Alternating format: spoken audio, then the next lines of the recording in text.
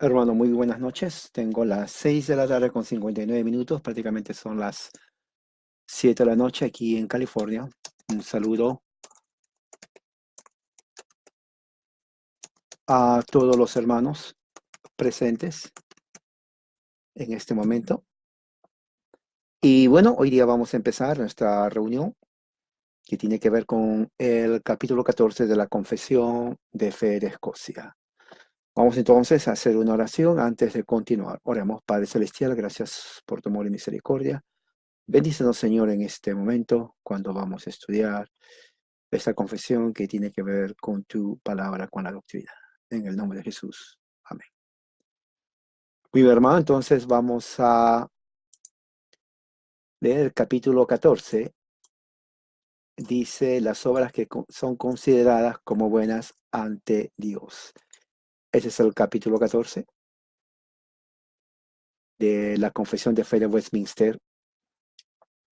Dice, ¿cuáles son las obras que son consideradas como buenas ante Dios? Tengo uno, vamos a ver, que voy a dividirlo en estos pasajes. Tenemos 11 citas, notas de citas bíblicas, entonces vamos a ir estudiando. Voy a poner el primer párrafo y luego de ahí entonces vamos a seguir desarrollando.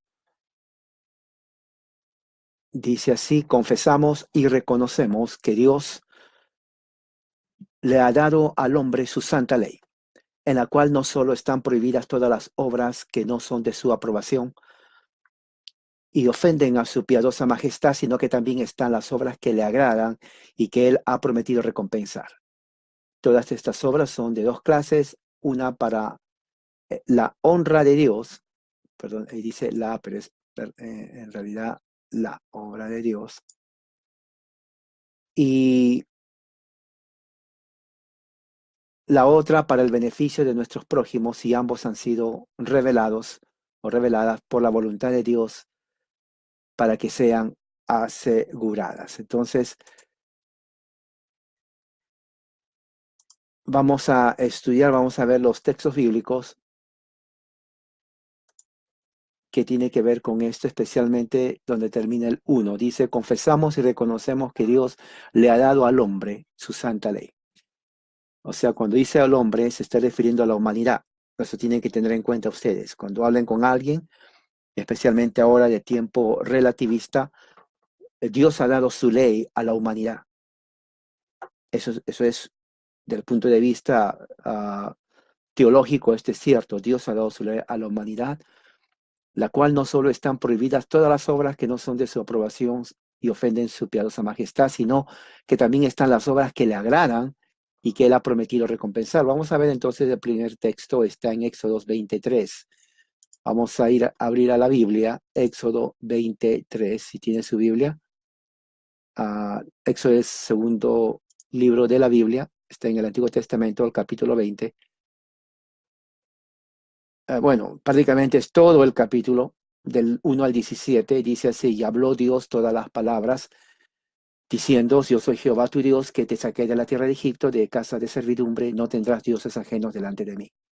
No te harás imagen ni ninguna semejanza de lo que esté arriba en el cielo, ni abajo en la tierra, ni en las aguas debajo de la tierra. No te inclinarás a ellas ni la honrarás, porque yo soy Jehová tu Dios, fuerte y celoso, que visito la maldad de los padres sobre los hijos hasta la tercera y cuarta generación de los que me aborrecen. Dice así la palabra.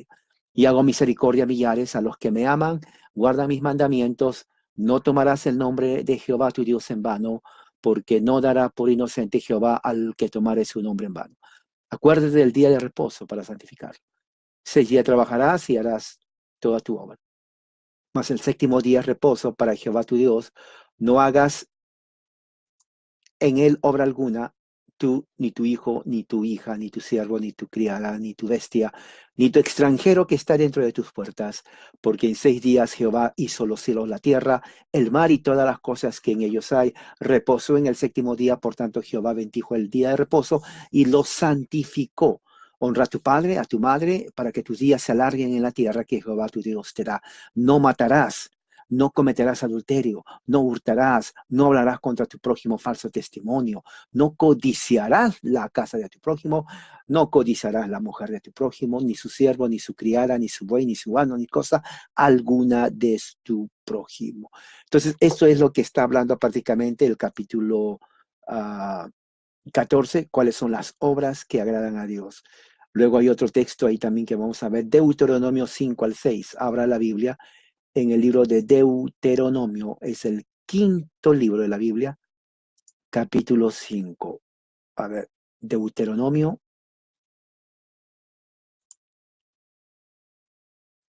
¿Qué dice Deuteronomio 5, 6? Bueno, prácticamente es la repetición, dice los 10 mandamientos. Dice el 6, yo soy Jehová tu Dios que te saqué de la tierra de Egipto, de casa de servidumbre. No tendrás dioses ajenos delante de mí, ni harás para ti escultura, imagen alguna de cosa que esté arriba en los cielos, ni abajo en la tierra, ni en las aguas debajo de la tierra. No te inclinarás a ella, ni la servirás, porque yo soy Jehová tu Dios, fuerte, celoso, que visito la maldad de los padres sobre los hijos, hasta la tercera y cuarta generación de los que me aborrecen. Entonces, prácticamente viene a ser en la misma narrativa de la ley de Dios. Y otro, bueno, prácticamente es eso. Sigamos leyendo entonces. Vamos a ver la segunda parte, donde vemos, lo voy a poner aquí.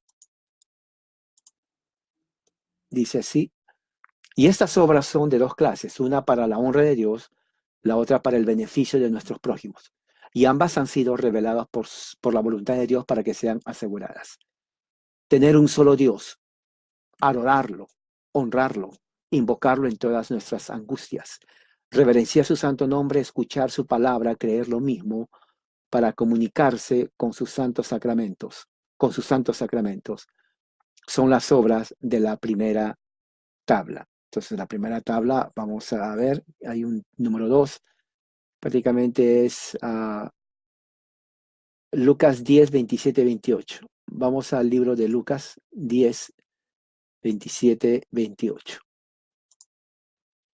Lucas capítulo 10, 27, 28. A ver qué dice la bendita palabra de Dios. Déjeme ver si puedo abrir aquí también. 10, 27, 28. Dice, respondiendo, él dijo, amarás al Señor tu Dios con todo tu corazón y con toda tu alma y con toda tu fuerza, con toda tu mente y a tu prójimo como a ti mismo. Entonces Jesús le dijo, has respondido correctamente, haz esto y vivirás. Pero queriendo él justificarse a sí mismo, dijo a Jesús, ¿quién es mi prójimo? Entonces, esta es la respuesta que Dios le dio a un intérprete de la ley. Versículo 25 dice, se levantó y le dijo, ¿qué haré para heredar la vida eterna? Y Jesús le dice, bueno, ¿qué dice la ley? Entonces es bien interesante porque ahí Jesús está diciendo que realmente la ley de Dios es la ley que nos lleva a la vida eterna. Sí pudiera dar la vida eterna, pero no da la vida eterna. ¿Por qué? Porque nosotros somos incapaces de cumplir la ley. Si nosotros fuéramos perfectos, cumpliríamos la ley de Dios y por lo tanto nosotros podríamos ser justificados, pero nadie en esta tierra es justo, nadie en esta tierra es perfecto para decir, bueno, yo me puedo justificar cumpliendo la ley de Dios. No existe nadie, ningún hombre es perfecto, ninguna mujer es perfecta en cumplir la ley de Dios, ¿no es cierto? Muy bien, entonces vamos a ver la tercera parte.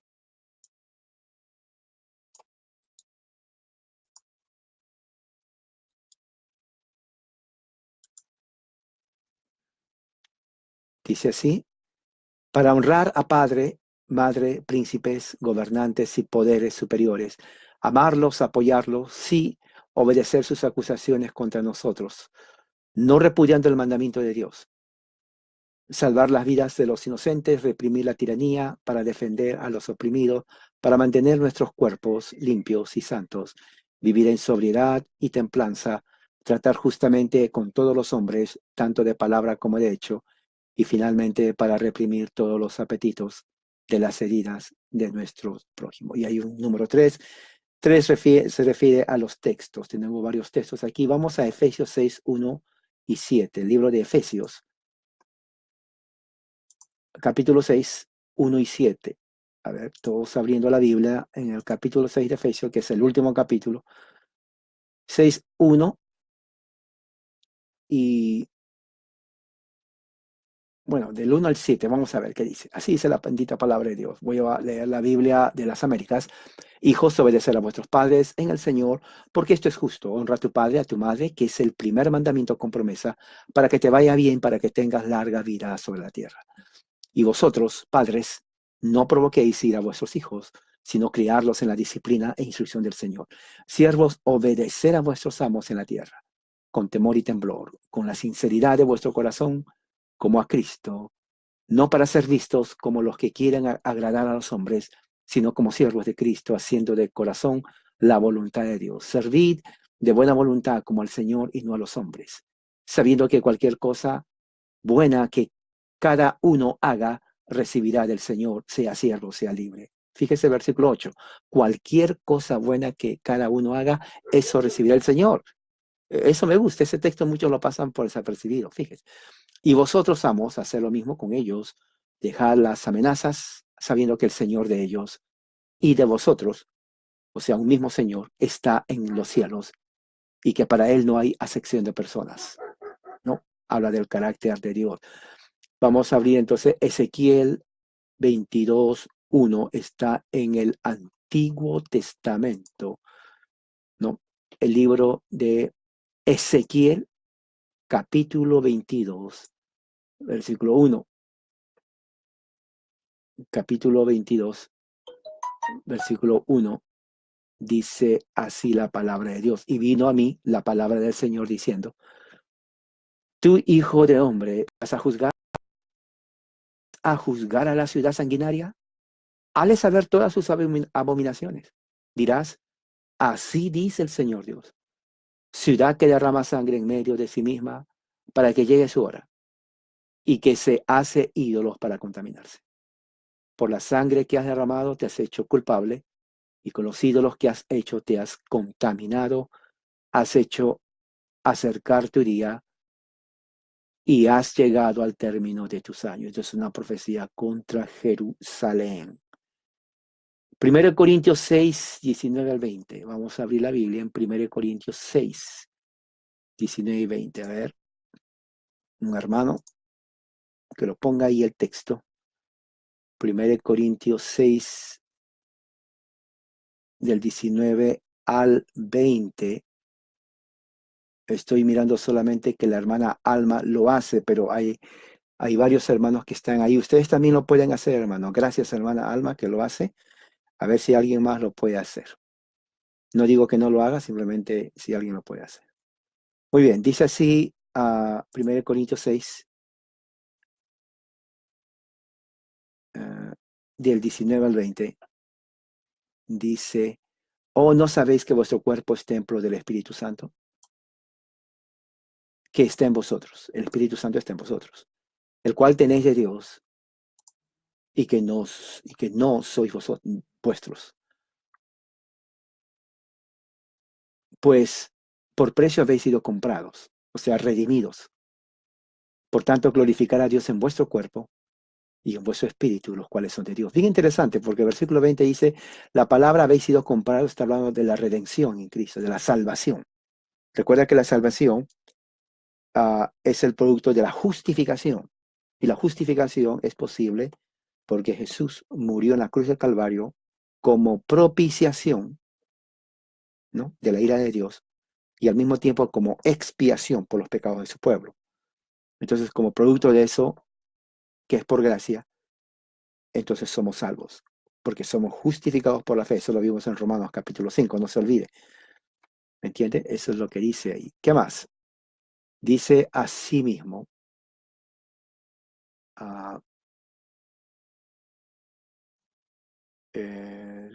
otro texto, Primera de Tesalonicenses 4, 3, 7. Primera de Tesalonicenses 4, 3, 7. A ver. Primera de Tesalonicenses 4, 3, 7. Dice así la palabra de Dios, porque esta es la voluntad de Dios, vuestra santificación. Ese texto es claro y bien claro.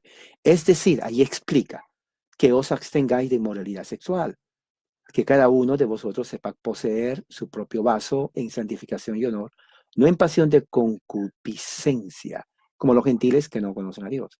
Y que nadie peque y defraude a su hermano en este asunto, porque el Señor es el vengador de esas cosas. Como también antes solo dijimos, advertimos solemnemente, porque Dios no nos ha llamado a impureza, sino a santificación. Por consiguiente, el que rechaza esto, no rechaza a hombre, sino al Dios que da el Espíritu Santo. ¿Se dan cuenta? Mira, Dios da el Espíritu Santo. O sea, que hay mucha doctrina para sacar. Mucha doctrina. Una de las doctrinas que vemos ahí es que ¿quién da el Espíritu Santo? A ver, una pregunta yo les digo. De acuerdo a ese texto, ¿quién da el Espíritu Santo? La respuesta está fácil. ¿Alguien lo puede poner? ¿Quién da el Espíritu Santo? ¿De acuerdo a ese texto que hemos leído, la última parte? ¿Quién da el Espíritu Santo al cristiano? ¿Quién da el Espíritu Santo al cristiano en ese momento? Ponga, el que da el Espíritu Santo, según 1 Tesalonicenses, es ¿quién?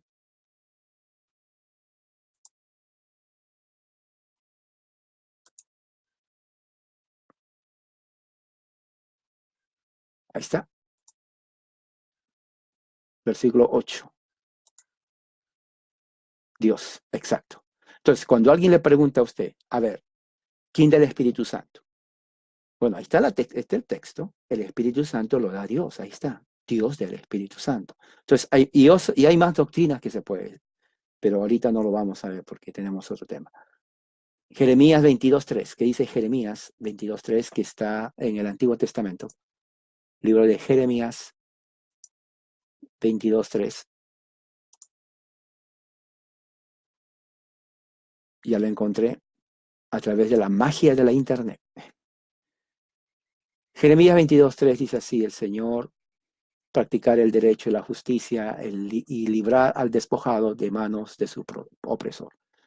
Tampoco maltratéis ni hagáis violencia al extranjero, al huérfano o a la viuda, ni derraméis sangre inocente en este lugar. O sea, está hablando de la ley de Dios, lo que le agrada a Dios. Bien. ¿Qué más? Isaías 51. Isaías, que está justamente antes de Jeremías, capítulo 50, versículo 1. Esta profecía es contra Jerusalén, ¿ok? Recuerde, Jerusalén. Dice, así dice el Señor, ¿dónde está esa carta de divorcio con la que repudia vuestra madre? Ahora, bien interesantes, porque una cosa para entender la teología pactal es que pacto implica un acuerdo legal, no hay un pacto. Así, el pacto une, así está, pacto, este es un pacto. Y en ese pacto que vemos ahorita en Isaías 51, Dios está hablando a Israel. Israel es la esposa de Dios. La esposa de Dios. Dios se casó con Israel en cuando Dios le dio la tabla a Moisés. Hubo un matrimonio, digámosle, hay un pacto de Dios fuerte. Pero, ¿qué dice Isaías 51? Dice, ¿dónde está esa carta de divorcio? Entonces, un momento, ¿cómo es posible que Dios se case con Israel y después le pida la carta de divorcio? ¿No? Uno puede decir, ¿no es Dios perfecto? ¿Acaso Dios fracasó en su matrimonio? Porque ahí está pidiendo la carta de divorcio, ¿no? Si Dios se casó con Israel, entonces Dios no es perfecto. También Dios tuvo problemas matrimoniales, como cualquier otra persona que tiene problemas matrimoniales. Y no solamente tiene problemas matrimoniales, sino se divorcia. Dice, ¿o a cuál de mis acreedores os vendí? He aquí por vuestras iniquidades fuisteis vendidos, y por vuestras transgresiones fue repudiada vuestra madre. Ahora, bien interesante, esto está hablando a Judá. La madre se refiere a Jerusalén.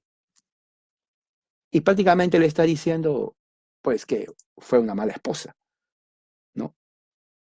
Fue una mala esposa lo que le está diciendo. Entonces, Dios le da la carta de divorcio a Israel. Ahora, ese es un tema muy importante para entender la teología pactal. No acuerdo haberlo tratado, pero lo voy a tratar en estos días. ¿Por qué Dios divorcia a Israel? ¿Qué les parece ese tema? ¿Te gustaría tratar ese tema? ¿Por qué Dios se divorcia de Israel? ¿Y qué significa ese divorcio de Dios con Israel? Es un buen tema, así que uno de estos días me acuerdan para hablar sobre el divorcio de Dios de Israel, porque es bueno para entender la teología pactal. Bueno, hay otro que primero, bueno, ya hemos leído eso ya. Bueno, entonces vamos a seguir leyendo. Esto va hasta aquí. Este es otro párrafo que vamos a leer. Y dice así. Son las buenas obras de la segunda tabla de la ley, que son las más agradables y aceptables para Dios. Escuche bien, las obras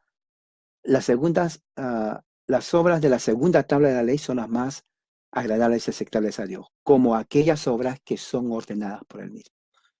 Lo contrario es el pecado más odioso, lo que siempre le disgusta y lo induce a enojarse, como por ejemplo el no llamarlo solo a Él cuando lo necesitamos, el no escuchar su palabra con referencia, el condenar y despreciar su palabra, tener o adorar ídolos, mantener y defender la idolatría, estimar a la ligera el nombre reverente de Dios, profanar y abusar o condenar los sacramentos de Cristo.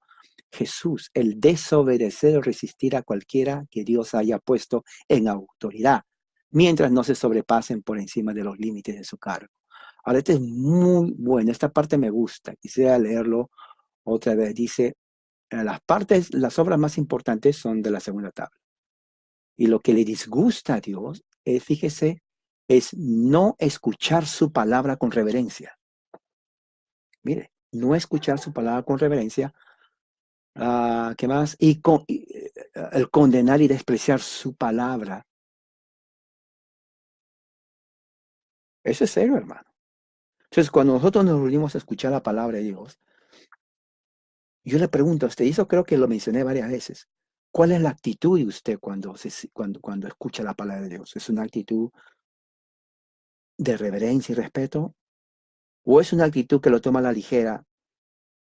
Yo le digo una cosa, no tenemos un lugar presencial, pero ¿qué si tuviéramos un lugar presencial? La reunión empieza a las 7 y usted viene 7:05, 7:15 y 7:30. Bueno, la reunión es a las 7, no 7:15. Lo que le estoy diciendo es algo que pasa en todas las congregaciones. Para mí, personalmente. Claro, hay situaciones en donde por alguna razón uno llega tarde. Eso es indudable. Todo el mundo ha llegado tarde en alguna forma. Pero no es la regla llegar tarde. Esa reunión es a cierta hora, digamos a las 7 o a las 5 o a las 9 de la mañana, lo que sea. Una forma de demostrar respeto a la palabra de Dios es estar ahí temprano y escuchar atentamente. No pensar en otra cosa, sino escuchar la palabra. Eso es lo que está hablando aquí. ¿Me entiende? Inclusive en el mundo secular, si usted dice, bueno, te espero a tal hora, digamos 6, y viene 6:30, digo, un momento, ¿por qué llegaste tarde? O sea, uno siempre tiene una excusa, pero el hecho está en que llegó tarde. Eso es lo que vale. Entonces, aquí lo que está diciendo eso, el no escuchar su palabra con reverencia, porque ¿cómo usted va a escuchar la palabra de Dios bien cuando usted no está desde el principio? Es lógico, hermano. Yo me siento mal. Yo he llegado tarde a la iglesia, es cierto, no lo niego. Yo me siento con vergüenza, hasta con culpa, porque digo, wow, me están mirando que llegó tarde. Y no me gusta a mí, me siento mal. Entonces, una forma de demostrar respeto a la palabra es estar temprano y escuchar. Dice el condenar, despreciar su palabra, tener o adorar ídolo, defender la idolatría. Bueno, yo no creo que nadie aquí defienda la idolatría, pero eso se refiere referente a la Iglesia Católica Romana. Dice profanar, condenar los sacramentos de Cristo. Hay dos sacramentos. la Santa Cena y el bautismo. Cuando se abusa de los sacramentos es ofensa. Dice, el desobedecer, resistir a cualquiera que Dios haya puesto en autoridad. Claro, mientras esa persona no se sobrepase, pero una persona en autoridad que Dios le pone, eso también está mal. Y hay textos ahí, vamos a ver uno de los textos. Hablamos en Romanos 3:12, libro de Romanos, capítulo 13, versículo 2. Bueno, vamos a leer prácticamente del 1 al 7. Romanos 13, del 1 al 7. Dice así la bendita palabra de Dios. Sométase toda persona a las autoridades que gobiernan, porque no hay autoridad sino de Dios, y las que existen por Dios son constituidas. Por consiguiente, el que resiste la autoridad, a lo ordenado por Dios, se ha opuesto, y los que se han opuesto sobre sí recibirán condenación. Eso es tremendo, hermano, porque Dios lo está hablando eso. ¿Se imagina usted? Ahora, claro, por ahí alguien dice, bueno, pero entonces, ¿qué de los malos gobernantes? Hermano, los malos gobernantes, uno no tiene que obedecerlos. Ahí está hablando de un gobernante que es justo. Porque si un gobernante viola la ley de Dios y nosotros somos cristianos, sería ilógico obedecer a un gobernante que está violando la ley de Dios. Tenemos que resistirlo.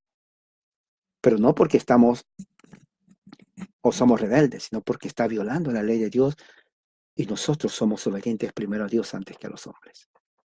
¿Entiende? Y lamentablemente los gobernantes actuales son así. ¿Qué otro texto hay? Bueno, ese es el que está ahí. Y vamos a con el que sigue. Voy a poner hasta el... bueno, hay varios.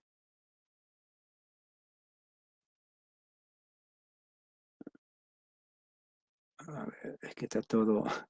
Voy a ver si pongo todo de una vez porque prácticamente ya voy a poner todo porque están los números después de cada frase.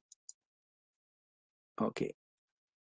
Dice, o dar su consentimiento para ello, tener odio o tolerar el derramamiento de sangre, dice derramamiento de sangre inocente, si no podemos resistirlo. Eso está en el versículo 5, que dice el 5, Ezequiel 22:13. ¿Qué dice el libro de Ezequiel 22:13? Vamos a ver de qué está hablando.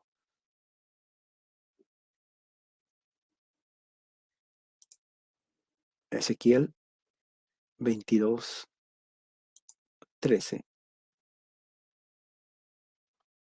Dice así la palabra de Dios. He aquí, bato palmas contra las ganancias deshonestas que has adquirido contra el derramamiento de sangre que hay en medio de ti.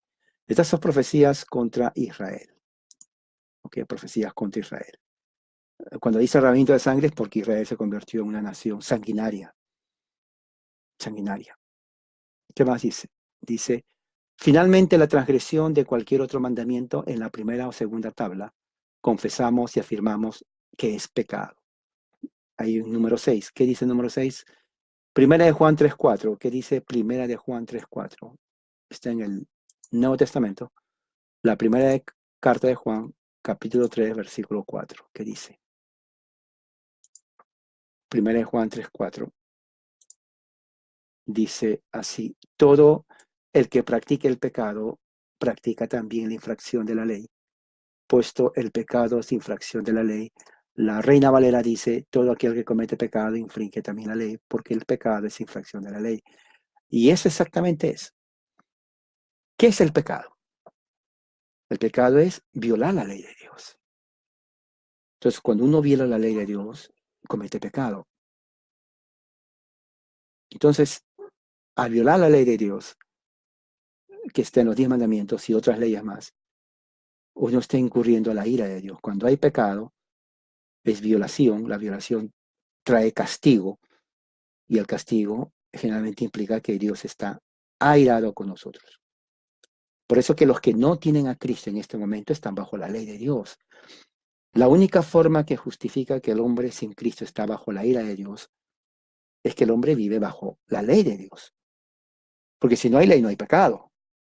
Y si no hay pecado, no puede haber la ira de Dios.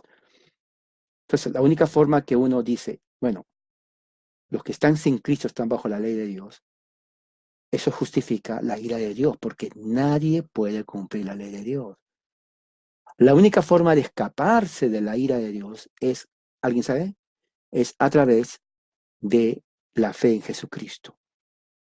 Porque recuerdo lo que vimos en la mañana, en la devocional de mañana, hoy día, ¿no? O ayer fue que la verdad y la gracia vinieron con Jesucristo. Cuando uno pone la fe en Jesús, está bajo la gracia de Dios, porque por gracia somos salvos. No puede haber gracia o no puede haber fe si no hay gracia. Y al no haber gracia no existe salvación por la fe, menos la justificación. Así que una forma de escapar de la ira de Dios es estar bajo la gracia de Dios, bajo la gracia de Dios. ¿Ok? Muy bien. ¿Qué más? Eso está en el 5, ahora en el 6. ¿Qué dice el 6? Y finalmente la transgresión de cualquier otro mandamiento. Bueno, perdón, el 6. Ahora sigue. El cual la ira y el aborrecimiento de Dios se encienden contra el mundo orgulloso e ingrato. De modo que las buenas obras afirmamos que son solo aquellas que se hacen con fe. Oh, muy buena. Vamos a ver entonces Romanos 14, 23. A ver, volvamos al Nuevo Testamento, Romanos capítulo 14, versículo, ¿qué dije? Versículo 23. Romanos 14, 23, ¿qué es lo que dice? Dice, vamos a empezar el 22. La fe que tú tienes, tenla conforme a tu propia convicción delante de Dios. Dichoso el que no se condena a sí mismo con lo que aprueba. Pero el que duda, si come se condena, porque no lo hace por fe, fíjese. Y todo lo que no es de fe, ¿qué dice? Todo lo que no es de fe, ¿qué dice? Es pecado. Póngalo ahí el texto. Todo lo que no es de fe es pecado. Puede poner el texto ahí. Lo que quiere decir es, ya que somos salvos por la fe y prácticamente somos justificados, la fe no anula la ley de Dios, porque es la forma como nosotros vivimos. Pero como estamos viviendo bajo la gracia de Dios por fe, si hacemos algo que no es de fe, entonces estamos pecando, hermano. Su conciencia la acusa. Recuerde, todo aquel que hacemos, si sabemos que no es de fe, o nuestra conciencia nos dice, usted sabe, es pecado ante Dios. Eso es muy importante que tengamos que saber. ¿Ok? Dice, según el mandamiento de Dios. Según el mandamiento de Dios. Vamos a 1 Samuel 15, 22. ¿Qué dice 1 Samuel 15, 22? 1 Samuel está en el Antiguo Testamento, capítulo 15, versículo 22. Dice, y Samuel dijo, ¿se complace el Señor tanto en holocaustos y sacrificios como en la obediencia a la voz del Señor? Y aquí el obedecer es mejor que un sacrificio. Póngalo ahí también, hermano. Y prestar atención mejor que la grosura de los carneros. Ponga ese texto. Entonces fíjese que para Dios lo mejor es la obediencia que los sacrificios, prácticamente. Entonces el pueblo de Israel, el pueblo judío, cayó en el error de pensar de que hacer sacrificios es suficiente para Dios. Bueno, Dios no se le engaña, hermano. Dios no es un ídolo que hay que ponerle sacrificio. Dios es soberano, Él existe.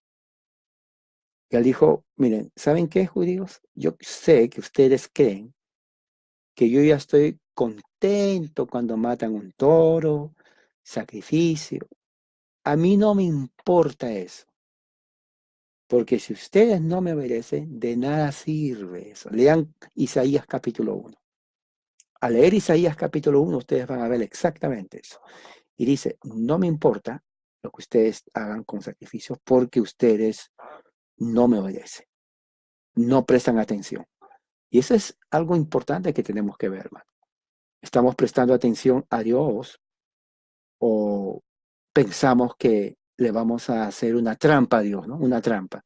Señor, me sacrificio, es una trampa como para ver todo está bien. No, a Dios no se le puede hacer trampas. Es imposible hacerle trampas a Dios. ¿No? ¿Qué más? Uh, 1 Corintios 10:31. Abra la Biblia, 1 Corintios 10:31.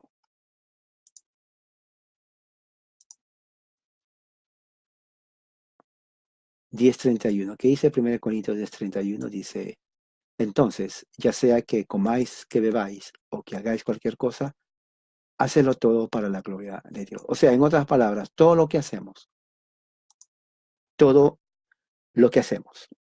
cualquier proyecto personal que hacemos, hagámoslo con el propósito de dar la gloria a Dios. Es lo que está diciendo Pablo. Yo no sé cuáles son sus planes o lo que hace hacia su trabajo en su casa, pero lo que se hace, hágalo para la gloria de Dios, es lo que está diciendo. Bueno, sigamos leyendo. Dice, según el mandamiento de Dios, que en su ley ha expresado cuáles son las cosas que le agradan. Y las obras malignas, afirmamos, no solo son aquellas que expresamente se hacen contra el mandamiento de Dios. Hay un número 9. Bueno, ya le hemos leído 1 Juan 3:4, que es el que toda transgresión es la ley, es pecado. Eso ya lo hemos leído. A eso se refiere. Dice, sino también aquellas que que en materia de religión y adoración no tienen otra autoridad sino la invención y opinión del hombre. Lo que Dios desde el principio siempre ha rechazado, como lo hizo el profeta Isaías. Ahora, vamos a Isaías 29:13. Libro de Isaías 29:13.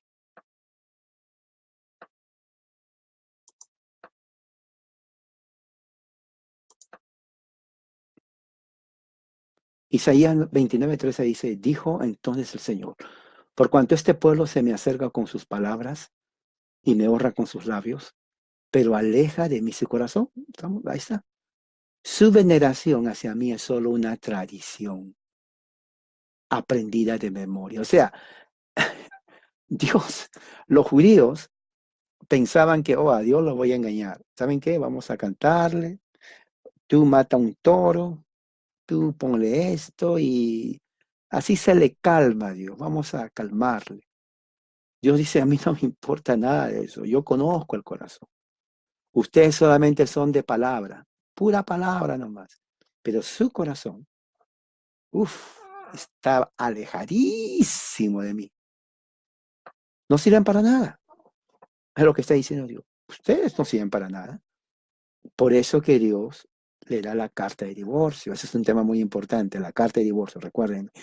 Porque vamos a hablar a eso de la carta de divorcio y cuán relacionado está en la teología pactal con nuestra salvación,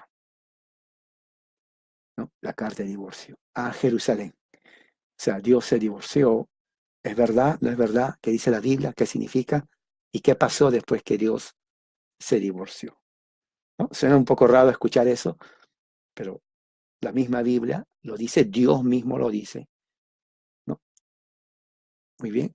Y dice, bueno, y el versículo 11,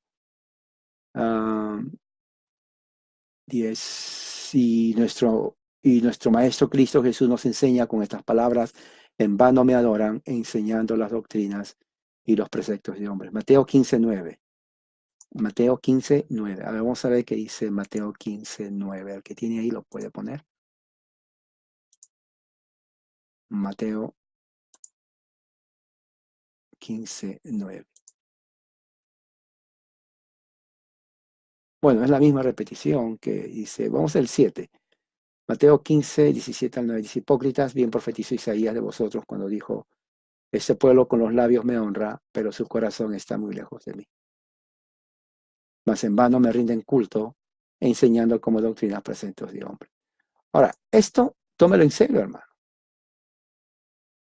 ¿Usted cómo adora a Dios? Yo no sé su corazón, o sea, no le puedo juzgar, no lo voy a juzgar, no puedo. Pero sí lo que puedo decir es, no todos adoran a Dios genuinamente y son iguales que los israelitas. Dios les dice: están alejados de mí. Solamente son palabras de afuera. Yo no sé quiénes son. Yo espero que nadie sea de ustedes, pero solo conoce su corazón, mi corazón. ¿Se imagina usted que usted sea la persona que solamente de palabras y su corazón está pero alejadísimo de Dios? Honestamente, mírese al espejo, como siempre digo. Mírese su cara y mírese honestamente, diga su nombre. Su nombre, diga XXX, no te puedo engañar. Así digas. Y si no te engaño a ti, pues menos a Dios. ¿Cómo está su corazón, hermano? Porque al fin y al cabo, cuando estudiamos esto es para conocer a Dios, conocer lo que es nuestra doctrina. Estuve poniendo mucho acerca de lo que pasa en el evangelicalismo en los Estados Unidos. Más de 40 millones de evangélicos en los Estados Unidos. El doble de la población de Perú. Perú somos 25, creo. Bueno, casi. Otros países son menos. Toda una población. ¿Cuántos de esos evangélicos solamente alaban, aplauden, saltan como chapulines? Y Dios les dice: su corazón está lejos. Piense, medite. ¿Usted está dentro de eso? Porque cuando se pone eso, la mayoría dice: yo no estoy ahí. Bueno, gloria a Dios que no esté ahí. ¿Pero qué si lo está?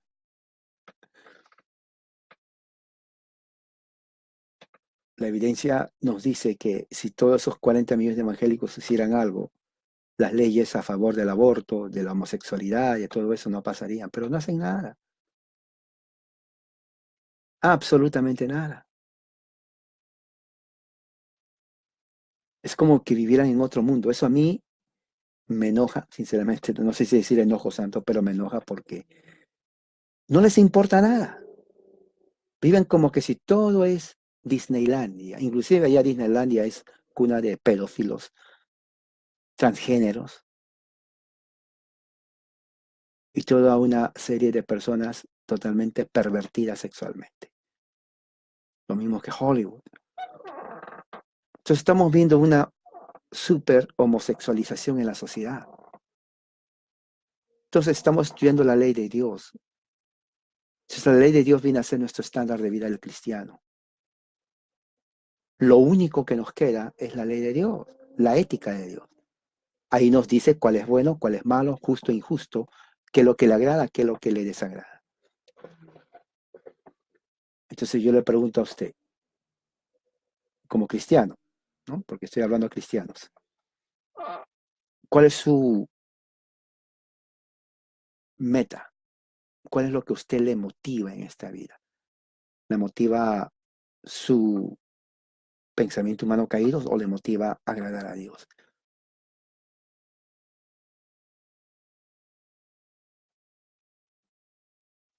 Eso es algo que usted solamente puede responder. Pero medite en la noche. Por eso cuando hacemos la oración en las noches, yo digo: medite usted. Y diga: ¿qué hice este día que agradó a Dios? ¿Qué hice que no agradó a Dios en nada? Usted lo sabe, yo no lo sé. Pero sea sincero con Dios.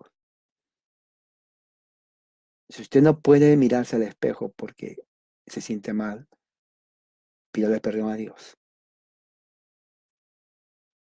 Y pídale sabiduría. Según Santiago, Él da a los que quiere, a los que le pide. Y pregúntese: ¿qué es mi vida cristiana? ¿Solamente comer, sentarme, descansar, mirar, dormir, al día siguiente comer, sentarme, descansar, dormir, comer, y así el ciclo, el ciclo, el ciclo, ciclo, ciclo, como un animalito, hasta que ya se murió. Eso sería la vida más miserable de un ser humano, hermano. Este momento que estamos estudiando la Biblia es un momento donde usted está saliendo de la rutina para aprender algo, ¿me entiende? Yo no sé cuánto está aprendiendo, yo espero que sí aprenda mucho, no sé si me está tomando atención, yo no lo veo. Ustedes me miran a mí, yo no estoy fingiendo, pero yo no los veo a ustedes. Yo confío en su actitud cristiana que me están observando, porque si no lo hacen, bueno, Dios sabe que no lo hace, a él están, Dios sabe que me están mintiendo a mí, pero yo confío que ustedes son cristianos, que puedo confiar y me están escuchando, atentamente me están escuchando. No tengo que dudar de mis hermanos, porque son cristianos, ¿no? Ustedes me dicen que son cristianos, entonces no puedo dudar de usted. Entonces yo creo que ustedes me están escuchando bien. ¿Ve? ¿Hasta dónde creo yo? No los miro, por fe me están escuchando. Respeto se llama eso.